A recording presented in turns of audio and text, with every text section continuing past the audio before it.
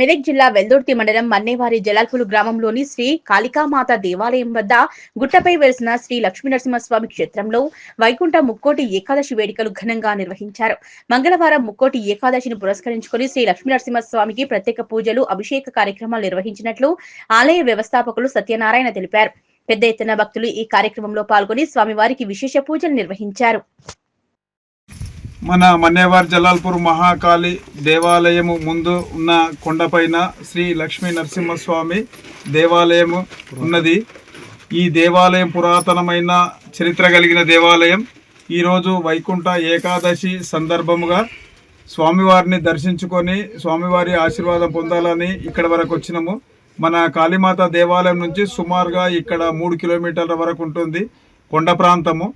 అందరూ వచ్చి లక్ష్మీ నరసింహస్వామిని తప్పక దర్శించి తరించగలరని కోరుచున్నాం. జై బోలో లక్ష్మీ నరసింహస్వామి భగవానికి. కొండ ప్రాంతంలో ఉన్న లక్ష్మీ నరసింహస్వామిని అందరూ చూడవలసిందిగా కోరుచున్నాం.